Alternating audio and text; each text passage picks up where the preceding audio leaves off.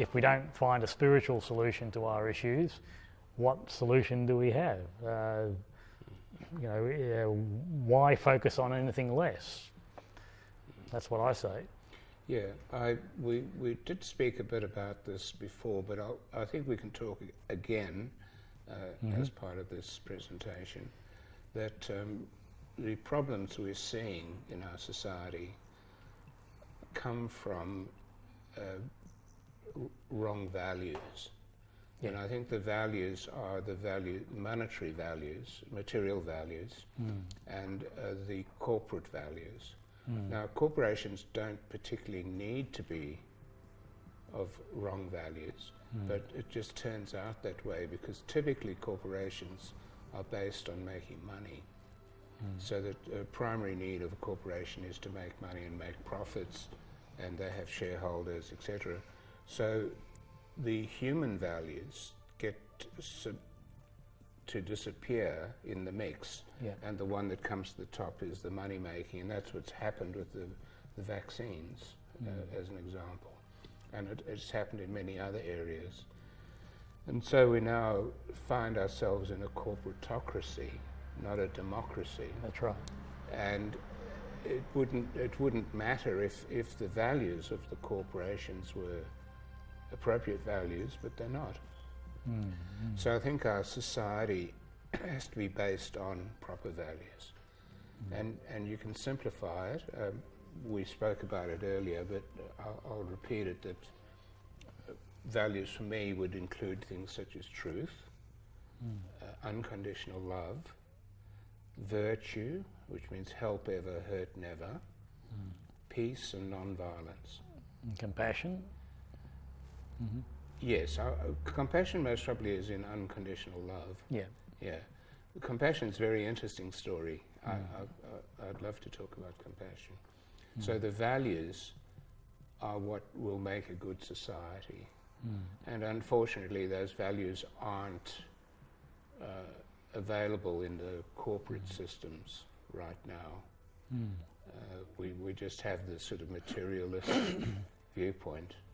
So that's what's got to change, and that'll only change through the heart of the human being. So I think through all this trouble and suffering and the issues and problems in our infancy, like you can see that the pharmaceutical business is sort of in the infancy of the medical science, right? All the suffering that's ensuing, and of course there are some benefits, but there's a lot of suffering as well, will lead to us realizing these proper values.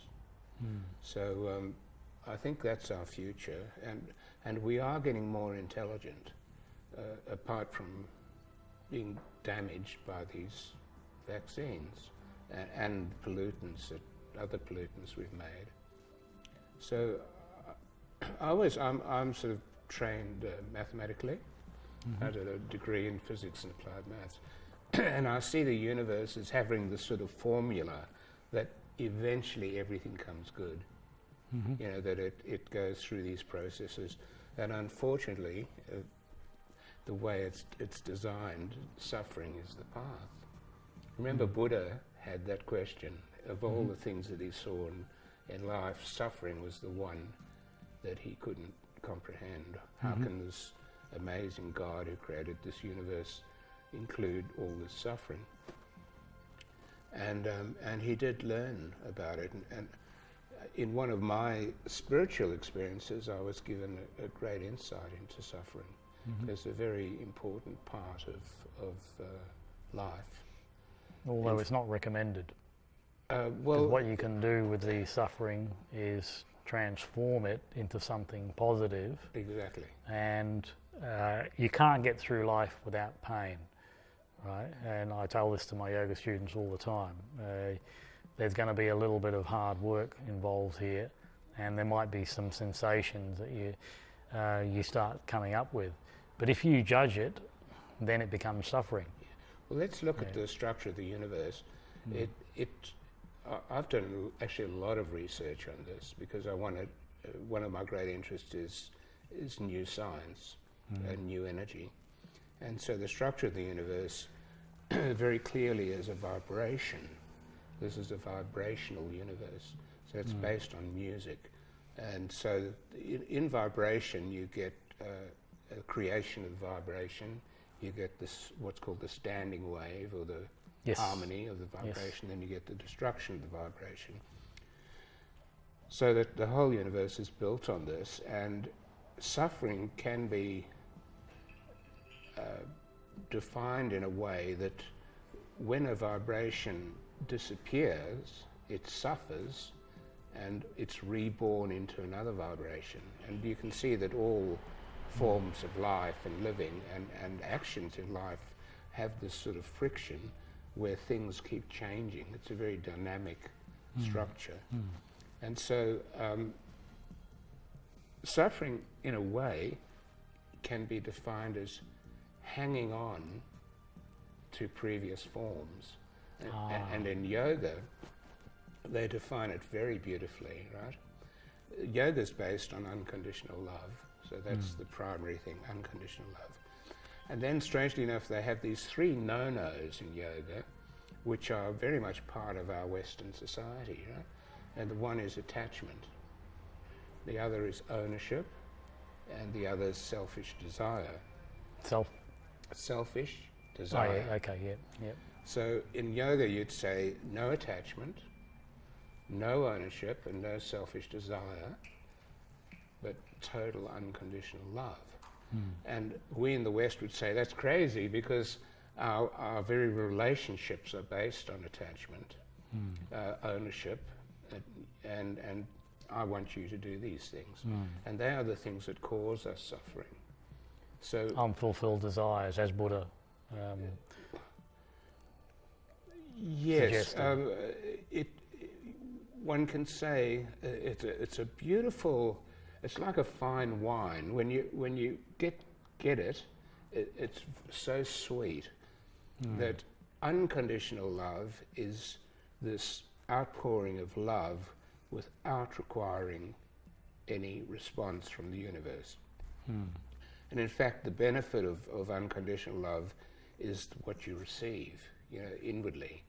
And so there's no need for some external thing to happen for you to be happy, because in giving that love, you actually receive your benefit. And I've had that many, many times in my life where the most miraculous things happen. When you do give unconditional love, you receive such a benefit from within that you're just utterly amazed. Yeah, the law of cause and effect applies. Yeah, that would apply. In the submission I put into the 5G Senate inquiry just a couple of weeks ago, that's the essence of my letter that I put in, right? And I don't think anybody else did that, to say that there is this thing, a universal law called karma, or cause and effect, or what goes around comes around, natural consequence. And you as legislators, you should be aware of this. And it doesn't matter what your belief structure is. If you've got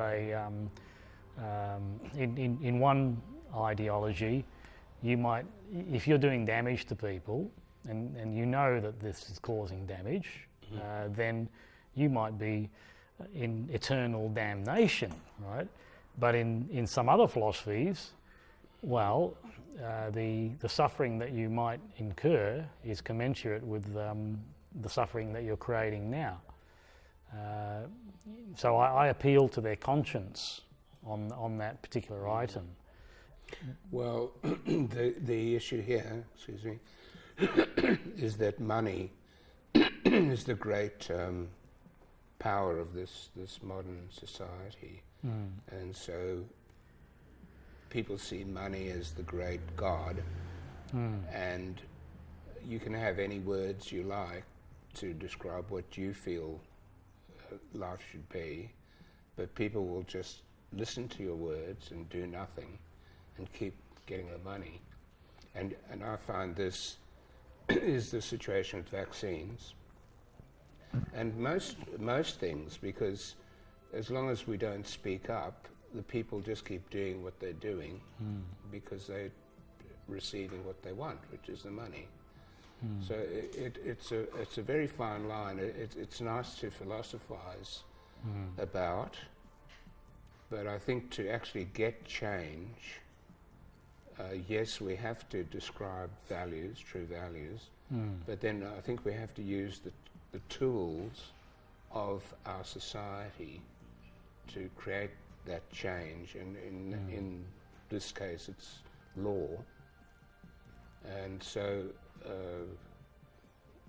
I think that's one way forward, and that's been used, for example, in the vaccine process by Ray Broomhall, is by using the law to obtain this balance as you looking for in harm, because what the corporates do is they're looking for money, for example, from 5G or smart meters or whatever, vaccines, and they don't do the studies that are required, and they just wait for someone else to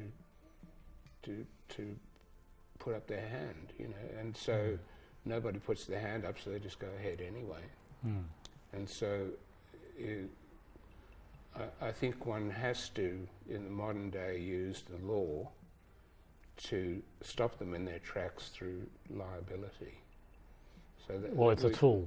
We're going a bit off a sort of spiritual path, but that's, I think, trying to apply the spiritual values in the current society. We need to use liability, legal liability. Yeah, but it's still spiritual. You might think it's getting off the track, but it's almost our duty to speak up. Yes, absolutely. Because if we do not speak up, then how are we going to change anything? Yeah, it just stays the same. The idea of sticking our heads in the sand just doesn't work. A see no evil, hear no evil, speak no evil system does not work. Yes, we need to know what we're going to need to change. So I see the whole structure as being based on intelligence. I see that it's through the expansion of intelligence that the human race and the human society will flourish.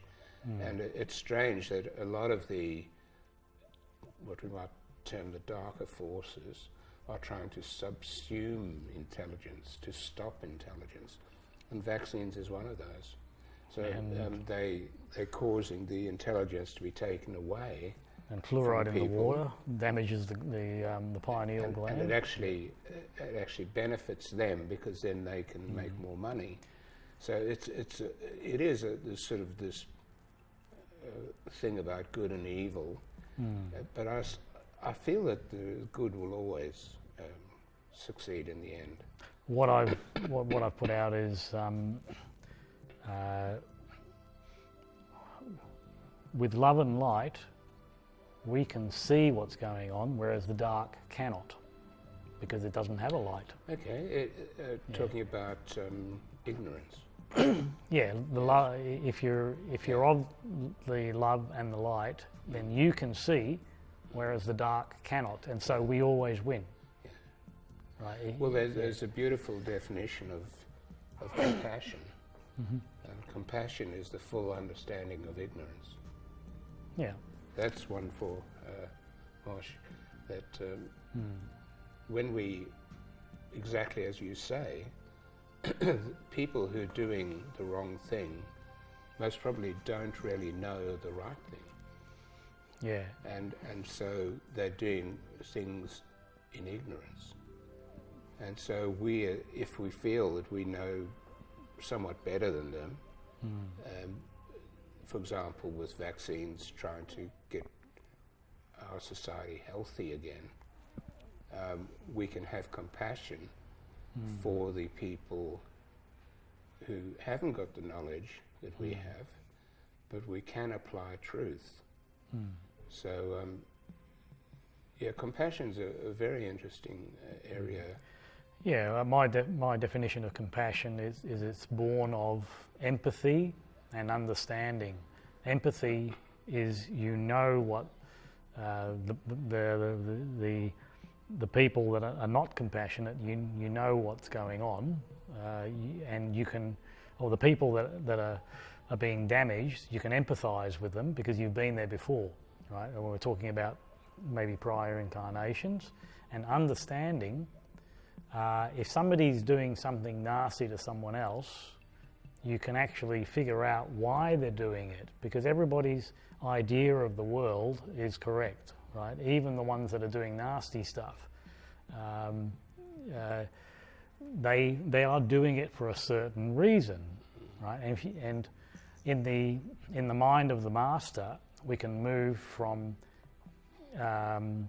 forgiveness. We don't just want to forgive them. We want to understand why they're doing it.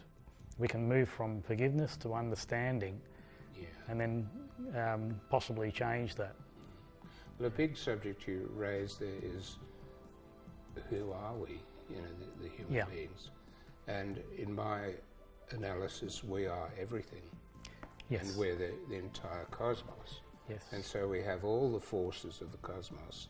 And in the the Vedic model, we have the chakras, which represent the different parts of the cosmos. For example, the Muladhara chakra, the base chakra, which we couldn't live without that, is the material energy. Yes.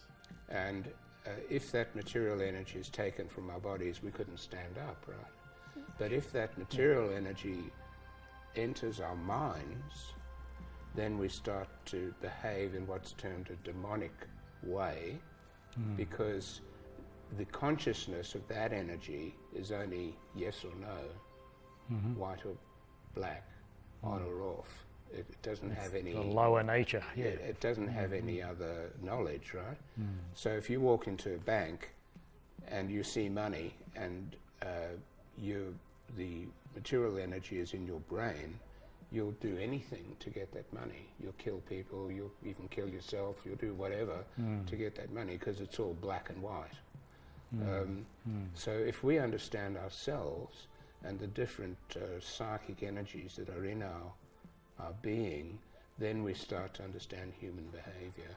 And that when you brought up that point about, people don't know better, it's because they don't know what energies are within their psyche that are actually creating the actions of their lives. And so self-knowledge is the path of which all the philosophies have said that. And I've in my experience I find that you become to see the worlds within yourself and the different chakras, and the mind, I find, has got a loop.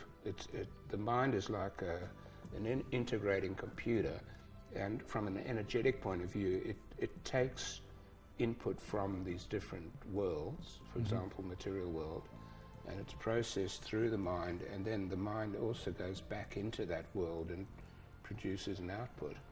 So, for example, a very simple one is, if you touch something hot, you jump away from it, because that material world has gone into the mind, and the mind reacted, to move away from the difficulty. So each world has got its different levels, and we have everything where demons, vegetables, animals, humans, angels, gods, and the entirety, all in this one package, called the human being. So the way for our society forward, I think, is what you're doing is to teach people, who am I? It's the most important part, and it's a pity that these things, I don't think they're taught in our schools. No. I think they need to be taught in our schools, and the way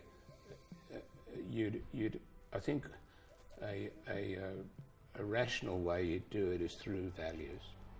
So without going into all the esoteric aspects of the complexities of the psyche and the different worlds and the cosmos, I think you could you could explain to kids quite easily that children, sorry, Yep.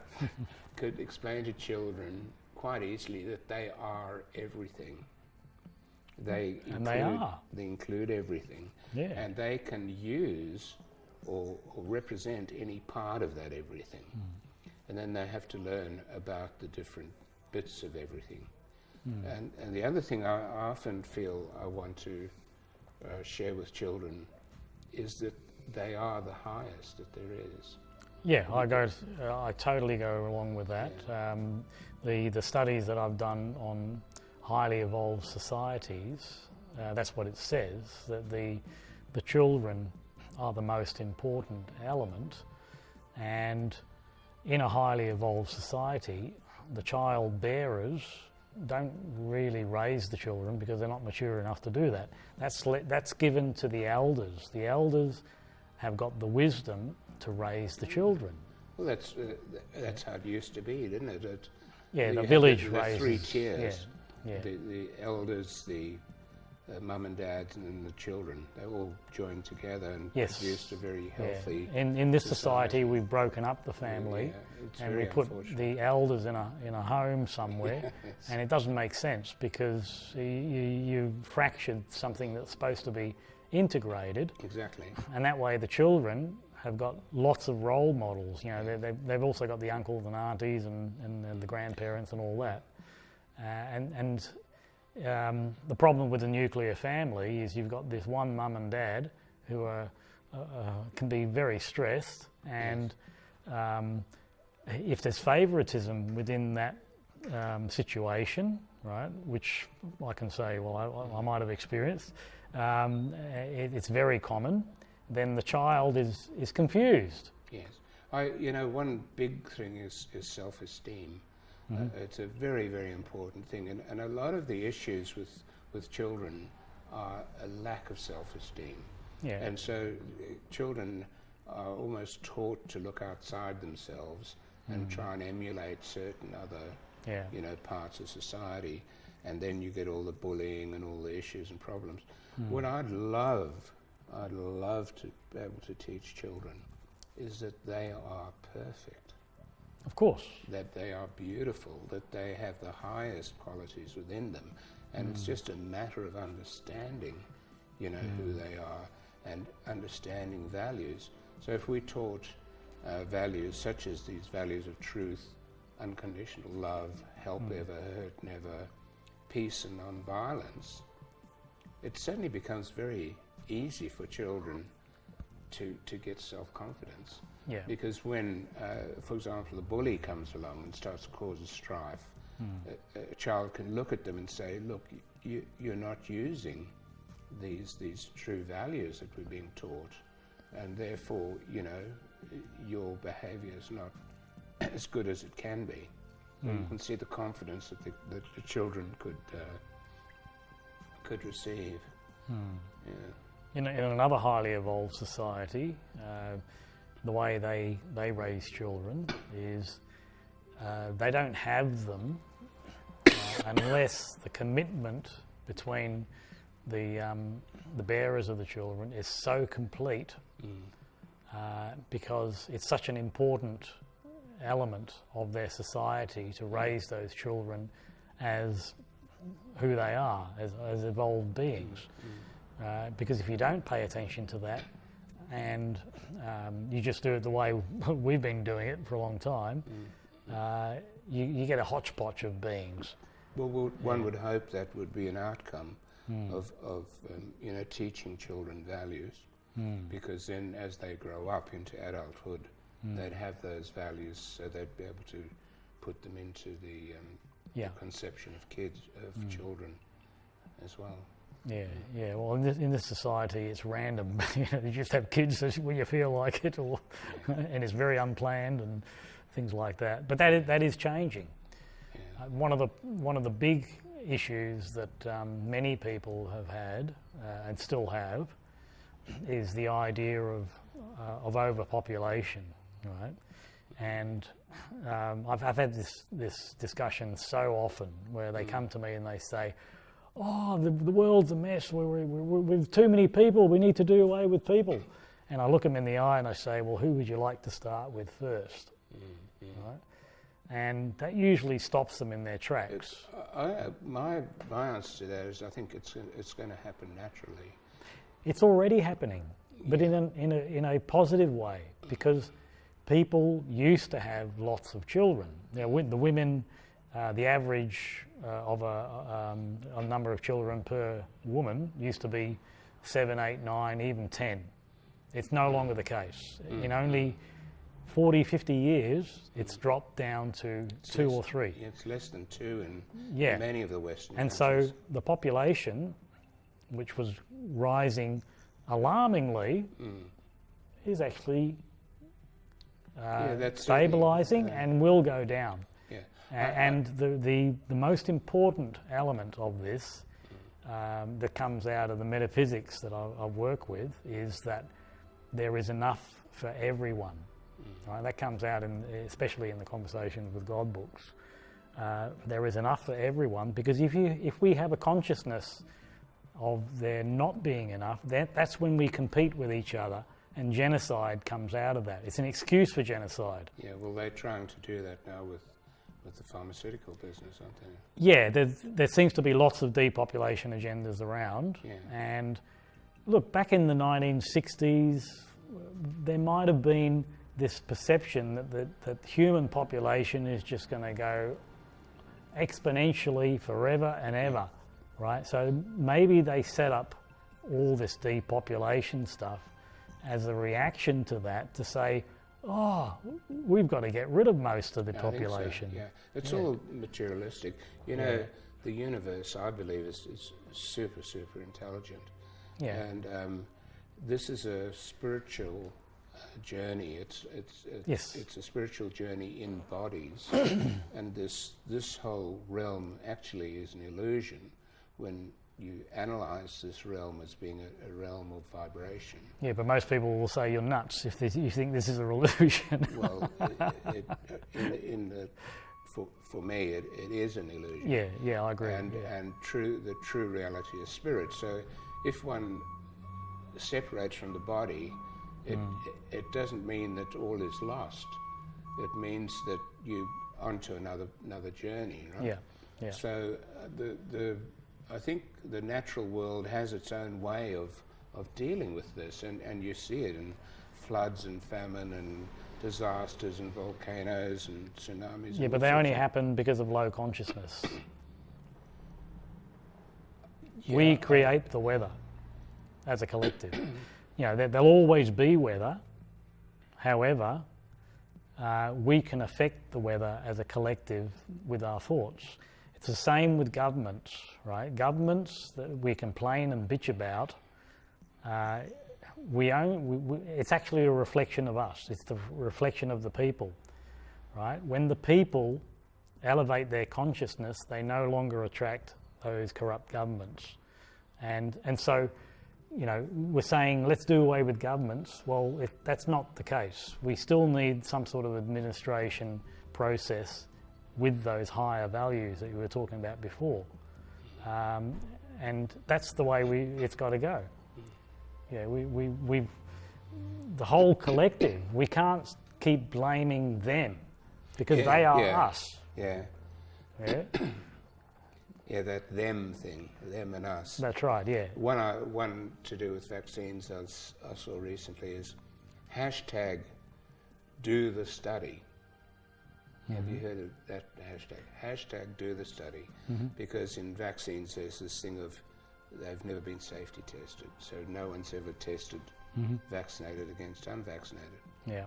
Then you check who is going to do the study. Who are we waiting for to do the study? And then suddenly it appears we have to do the study. You know? And in fact these studies are being done now. So this us and them is quite false, isn't it? We're all in it together. Yeah. Ultimately, you don't even need the studies because you don't need the vaccines. The human body is a divine design. It never attacks itself, and so there is not even any autoimmune diseases. Autoimmune diseases are part of a big part of the medical system. Exactly. But they don't exist. Actually, it's interesting. We're moving a bit in this conversation. Yeah. One analysis that I feel is correct is that, when we try and trace disease, it actually comes from spirit, and that let's say, well, just taking an example, let's say there are various spiritual beings, which I see and believe, right? And say a spiritual being who shouldn't be in your aura appears in your aura, it creates waves in your vibrational state. And those waves are actually the symptoms of the disease. So I think new German medicine is along these paths of disease that it's like an invasion. Is that what you're saying? It's like an invasion of your. Yes, and they don't go that far. They just say a stress causes disease. So say when you have some terrible stressful thing happens in your life, then you get ill. But I in my experience and feeling, it goes even further into the spiritual realms. And so your statement where you said, the human body is perfect.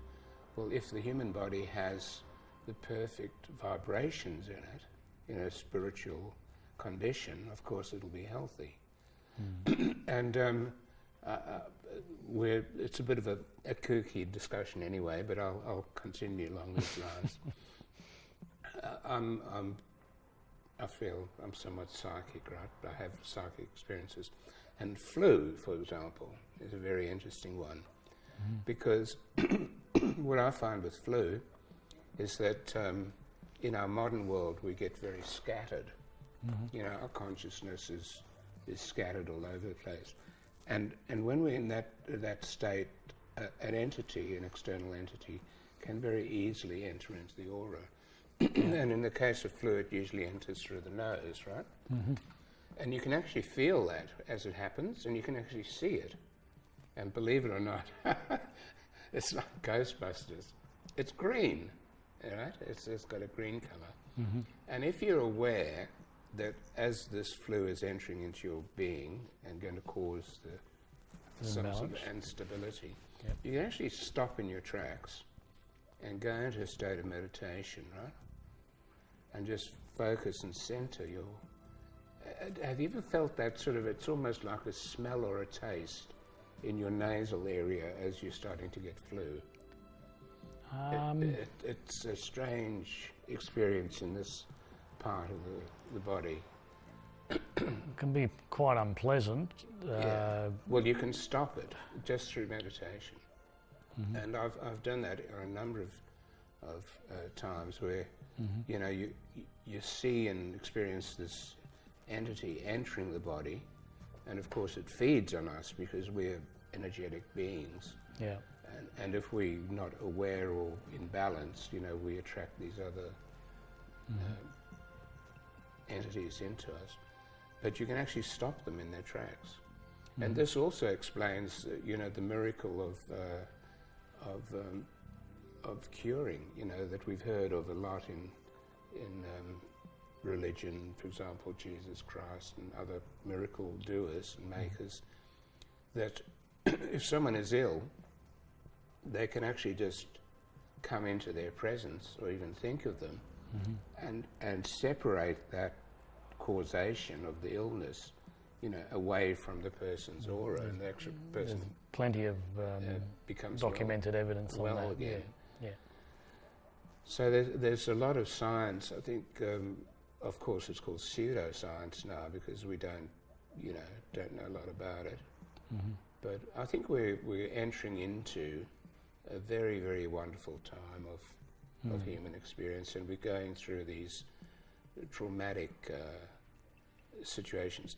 For example, vaccines and the pharmaceutical industry, where money has become the driving force, and then there will come a time where people like us are just going to say enough is enough. And so then we'll get this straightening out, and we'll go on to the next level. Yeah, my understanding is the human race is quite a young species, let's call them. But let's put ourselves in the category of kindergarten, right? And so we're very, very immature, right? And we're at a threshold where we're increasing rapidly in technology at a vast rate, and that could be a little bit dangerous for us. If we evolve technologically without evolving spiritually, according to information I work with, we will end up becoming a slave race to machines. Artificial intelligence. Yes, exactly. Yeah, we're collectively making it a religion, the technology, and that would be a pretty horrible future for us. But there's nothing unusual about this. In other words, there's been other humanities, and there are, who knows, thousands of humanities around the galaxy, the universe, or whatever, who get to this stage, and they can either evolve with a balance of technology and cosmology, which is the way it's supposed to be, or we can evolve just technologically, and we become a violent race, right? A malevolent race. And according to information I've worked with, there is plenty of those in this galaxy. And they get so developed technologically that they can actually come to Earth and invade us, right? So there's plenty of those races around. Yes. But they are prevented from invading us because of higher beings, higher dimensional beings, ones that have transcended materiality, and they've gone into the higher realms, and they stop the malevolent species from invading us, right? Because that would interfere with the human will. You know, we're on this planet as a self-contained experiment, you could call it, right? And if something comes along and interferes with our free will, then that's breaking the experiment, right? Yeah, one thing I'd like to add is that in sort of defense of the human being, I feel that the human form is a very, very special form in that it contains the entire cosmos.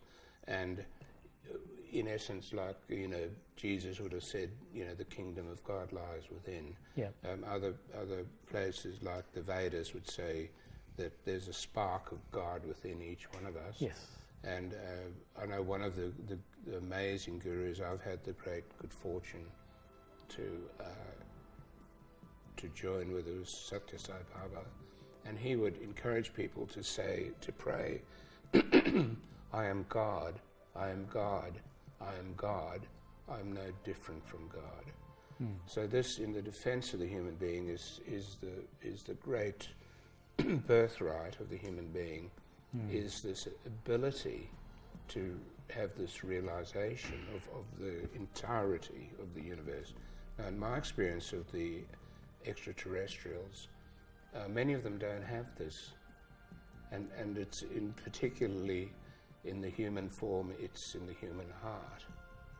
And I've met in my journeys extraterrestrials who's absolutely incredibly advanced technologically. They don't have a human heart, right?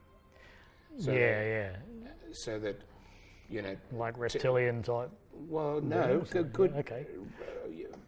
I'm sure the reptilians are there, but I'm thinking of one race in particular. In my case, it was those guys with the big heads and the big almond eyes and the small bodies, right? That the benefit of this human, which we're, as you say, we're in kindergarten. The benefit of being human is you have all the I think I've seen something like that. We've got empathy. They don't. We have all the Yeah. contents within us to have this God realization. Yeah. And so I would, always, if I'm discussing the human form, I would say that we're very, very lucky, because even though we're primitive in, a lot of our behavior, because we're still in kindergarten, our potential is extremely high. Oh, yeah. And in compared with a lot of the extraterrestrial races. And yes, you're right about the higher beings, because I've had quite a few experiences of higher beings. And well, in the journey, I'm... sorry, go on. Yeah, it's very funny how, I think one of Jesus' great sayings was, seek and ye shall find, right? Yeah. And that's the issue, that, a lot of us say that all this is nonsense and doesn't exist and so on, because we've never asked. But as soon as you get to a point of your life where you start to ask these questions, suddenly you do have experiences. And I've had the most incredible experiences in my life. I've been very, very fortunate. And talking about these higher beings, I remember once in Byron Bay, it was funny. I went to one of these temples, where all these sort of spiritual things are there. And there's one guy running around calling out all these names of all these different beings, And I said, what's he on about, And I said, well, there's this one God, that's good enough, eh? Anyway, I went home, went to sleep, and when I woke up the next day, I woke up and I was surrounded by all these beings that this guy had manifested. Oh, right. And I realized that they're actually real. It is higher beings. I've had quite a few wonderful experiences. Another experience was suffering. Suffering is the hardest experience to comprehend for the human being. And I was put in a position of suffering through some circumstance or other, and I was in really bad shape. And I went to someone who was close to me, and I said, look, I'm in this terrible state, what's happening? And instantly I was taken up into higher realms, and I was surrounded by these beings, these light beings, and they instantly explained to me what suffering was about. So in an instant, it's actually external from time and space. Knowledge of suffering appeared. So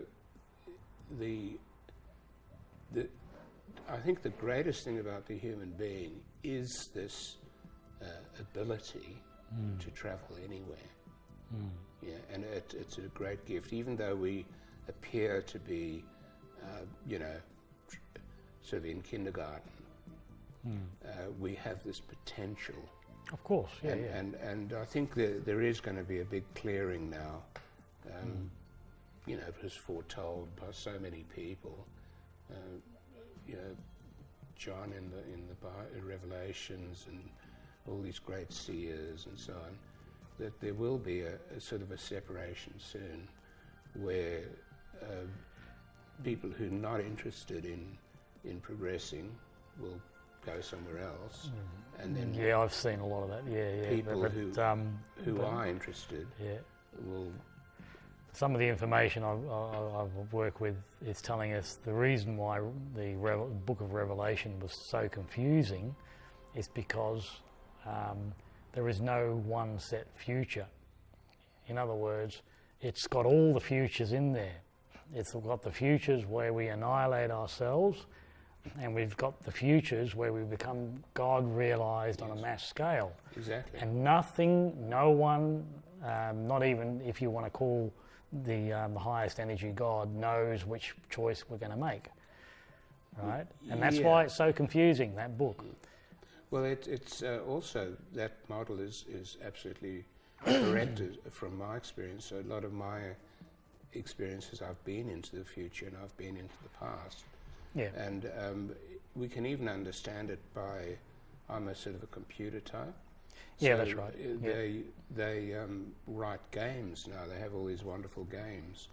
And it's as though this is the ultimate game, and whoever's in control of it can actually tweak it in any way, you know, go into the past, change something. Well, who's in control? Go into the future. Exactly. Yeah. So the model of these infinite numbers of possibilities is quite understandable in our computer age. You know, if you understand anything about gaming, it's just the ultimate game. It is. It's a game. Yeah, and when you start to see it that way, it becomes less of a burden. You start to realise that you actually chose it, right? Whereas when I say that to most people, they're saying, "Oh no, I would never choose this." Well, how, you know, because of the circumstances they're talking about. And I said, "Well, why are you creating those circumstances?" Yes. And then they say, "I didn't create it." Oh, that means you're disowning your own creations. Come on, you know. We are actually the image and likeness of God, which means we've got the God element within us. We create our reality. Yes. Yeah, and on a collective basis, it's that much more powerful. And we've even got the choice as a collective. What I was getting at before, the malevolent species from elsewhere in the galaxy or wherever can't invade us because the higher dimensional beings stop them. There's only one race we're not safe from. And who do you think that is? Ourselves? Yes, of course, the human race, right? We have got the free will to annihilate ourselves if we want to. And God doesn't mind. It's happened many, many times. Yeah, well, to me, this is all just an illusion. It's not reality. Yeah, that's right. It doesn't matter. Just on that point, one of the early books, the first book I wrote actually, was for kids, for children. Yeah. Children 3 to 103. And it's okay, go on. And it's called A Little Story, right? So it's got 40 pages in it. It's on Blurb, which is a website. You can read it for free. And it tells this whole story about who we are and where we're going. And just to summarize very quickly, the reality out there is there's some vast, in whatever it is, some of us call it God, right? Who's in charge of that. And we, I believe, in a prior experience, are all angels. So every human that you see is an angel. And we asked this great, whatever it is, that we could merge with it, that we could become one because of this great awe and reverence that we have for it. And it said, sorry, can't do that, because I manage reality, and if I let you guys in to come and play around with reality, you'll just create a disaster. And so it's written in childish language, of course. Yeah. So I'll call it God. So God went away and thought about it and thought, I'd love to give my angels, that opportunity, but how can I got the plan. God goes back to the angels and says, yeah, I've solved it. I can give you what you want. And what I'll do is I'll create an illusion. And I'll place you guys in this illusion and let you play forever. And that's what it is, yes. These three qualities of creation, music, and death or destruction, birth, life, and death. And there's just this whole flow of experience that'll happen, and you can do whatever you like, because if you blow the whole thing up, who cares? Because it's not reality. Even real. So then others of us would say, angels are these great.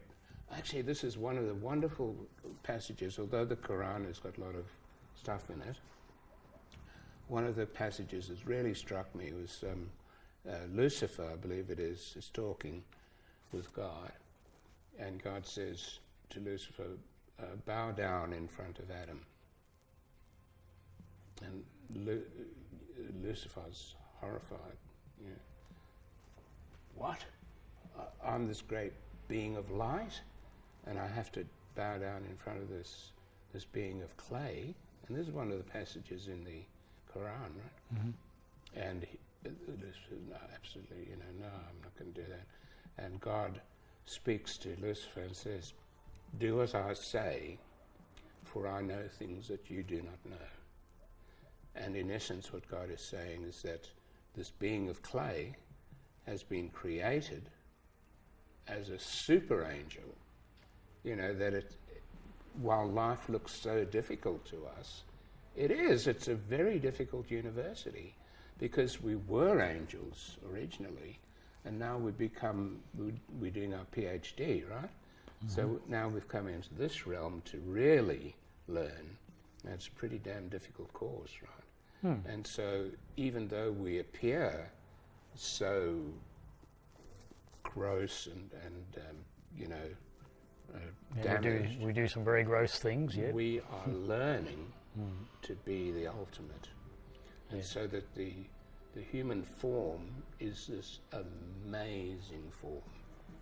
Absolutely amazing form. And we are honoured and revered from the spirit world for taking this journey, because it's a difficult journey.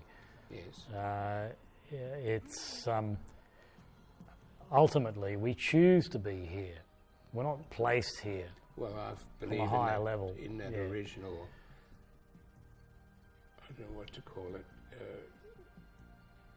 wish to merge with the well, totality. that's the journey that we're on, is to remember. Yes. Right? We become a member of the whole once more.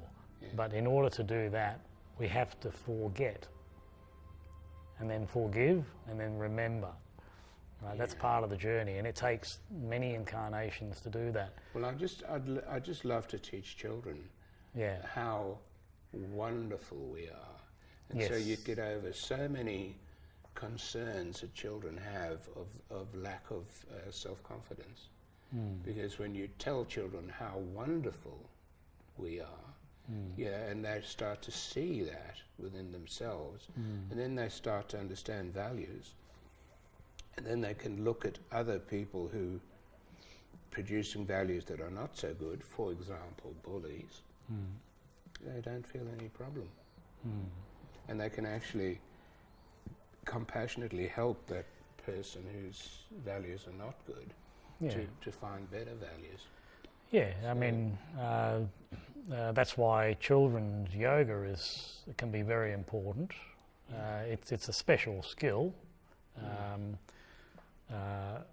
I've taught my trainee teachers children's yoga, but I don't particularly like doing it that much. It doesn't suit me, right? Well, if I was they do it better than I do. If I was teaching children's yoga, my teaching would be values. That would be the great opportunity. The tools are different with adults and children. With children, you're using all sorts of imagination, because the imagination is unlimited. Whereas as we get older and older, we start to build these restrictions around us and say you can't do this and you can't do that. Well, that are rubbish. If you're a child, you know you can do anything. And we should encourage that. Yeah, that's right. We actually do the opposite in a lot of our society. Yeah. Well, there's hope for us yet. Of course there is.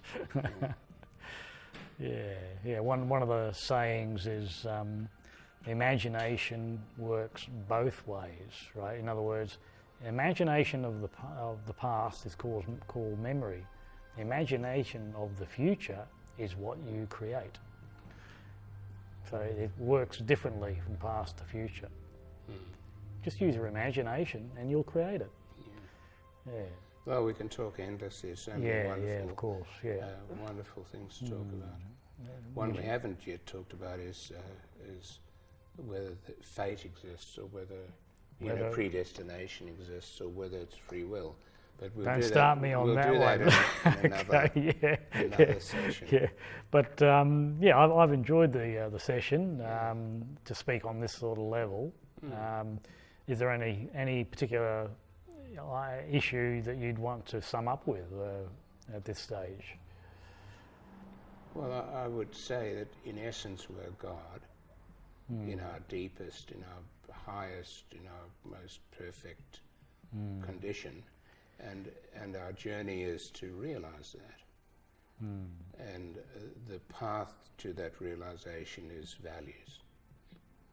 So if we apply proper values to our lives, and particularly love, so that when we act through unconditional love, I think our future is very, very bright. Yeah, and my little summation might be,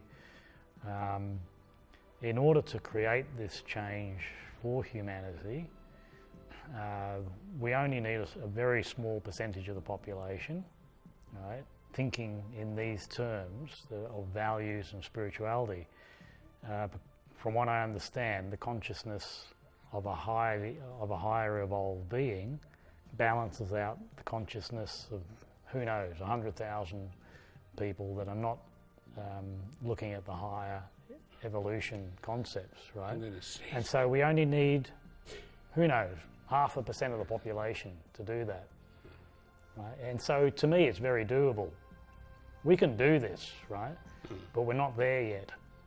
And we're not going to give up, right? We're going to keep going with this journey until we reach that 0.5 or 1%, whatever it is, because then it can sweep through the population and awaken our brothers and sisters for a glorious future to create heaven on earth.